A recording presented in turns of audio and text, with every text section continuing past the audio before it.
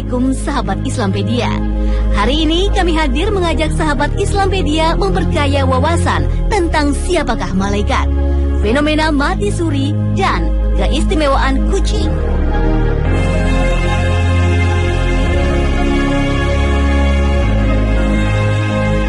Sahabat Islampedia, belum lama berlalu beredar kabar yang cukup membuat geger dunia maya.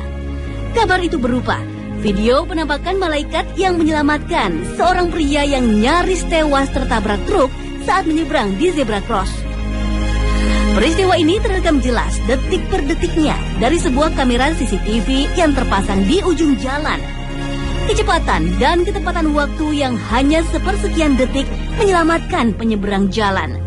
Sangat tidak mungkin dilakukan oleh orang biasa. Entah siapakah sebenarnya sang penolong ini. Tak satu orang pun yang tahu.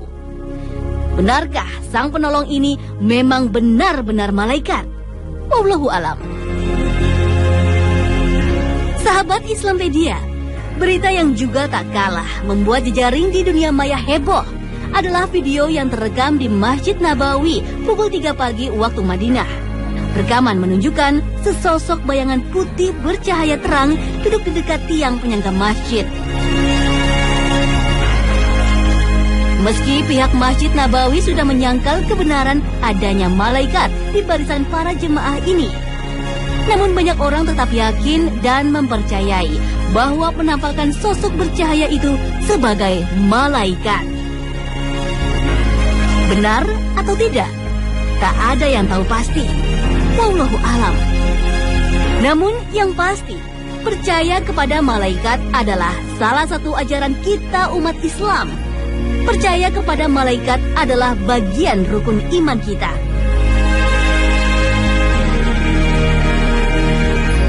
Sahabat Islampedia, bukan hanya tidak sempurna, bahkan tidak sah iman seorang muslim apabila tidak mempercayai adanya malaikat dengan sifat-sifat yang telah dijelaskan dalam Islam.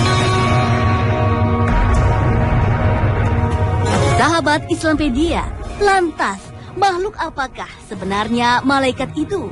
Dan bagaimana kedudukan mereka di mata Allah? Malaikat adalah salah satu makhluk halus tak terlihat yang diciptakan dari cahaya. Meriwayatkan melalui Aisyah radhiyallahu anha, malaikat diciptakan dari cahaya, jin dari api yang berkobar, dan Adam diciptakan dari apa yang dijelaskan kepada kalian.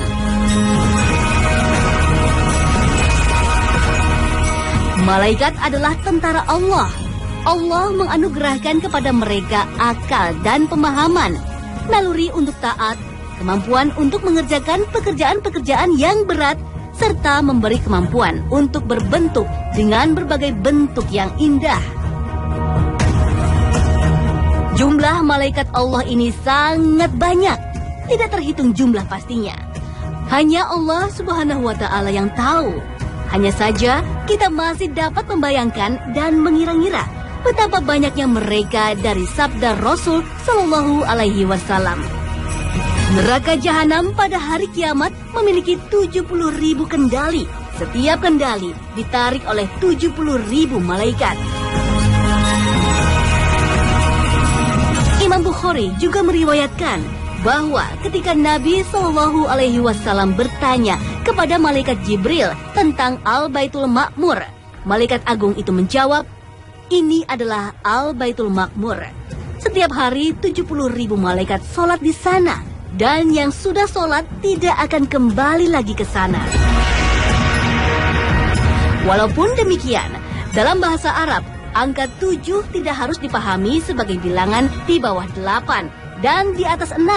Karena 7 bisa berarti banyak yang tak terhitung.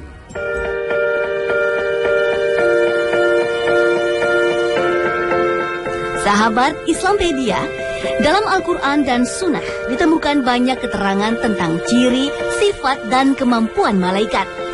Malaikat mampu berbentuk sebagai manusia.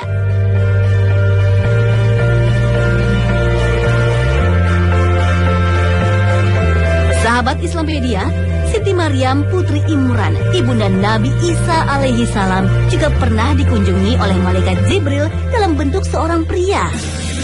Saat itu, Siti Maryam tengah mengasingkan diri di dalam kubah masjid Baitul Maqdis. Tak seorang pun boleh menemui Maryam kecuali bapaknya. Namun anehnya, di dalam ruangan Maryam selalu tersedia makanan dan buah-buahan yang lezat beraneka ragam. Bahkan buah-buahan yang asalnya dari negeri jauh. Allahu Akbar, Allahu Akbar. Ternyata Allah Subhanahu wa Ta'ala selalu menjaga ibunda calon nabi yang akan membunuh Dajjal kelak menjelang hari akhir. Allah Subhanahu wa Ta'ala memerintahkan malaikat Jibril untuk selalu menjaga Maryam, termasuk untuk kebutuhan makan dan minumnya.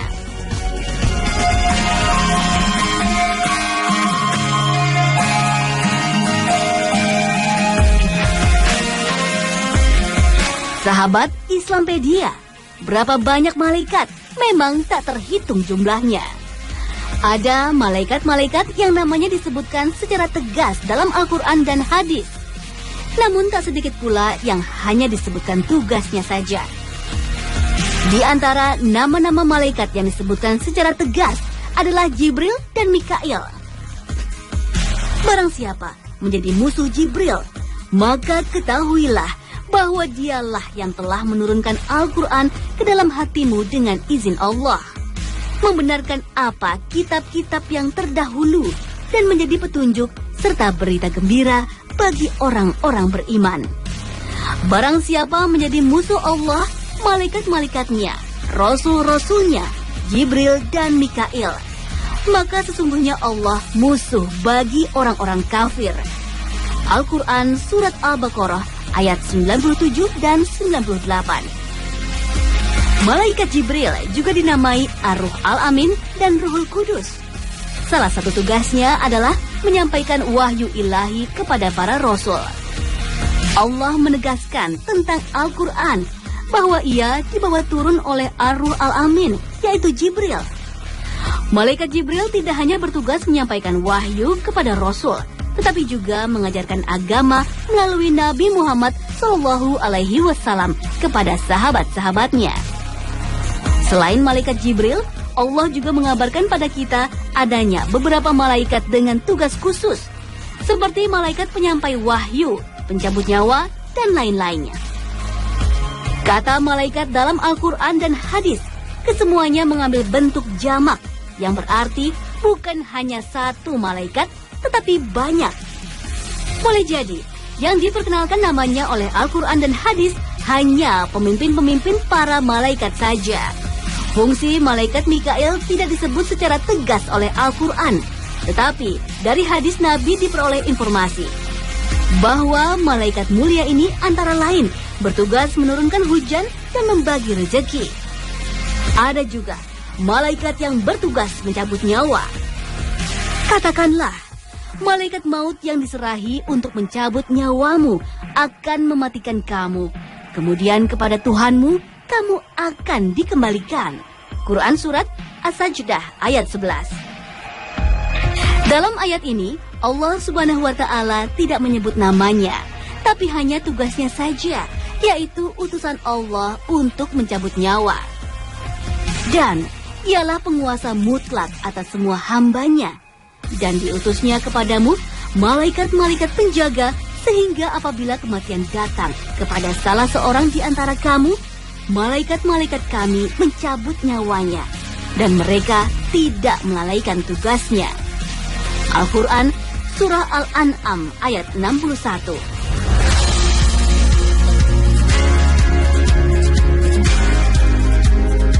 Ada lagi malaikat-malaikat yang harus diakui dan harus dipercaya fungsinya, tetapi diperselisihkan namanya.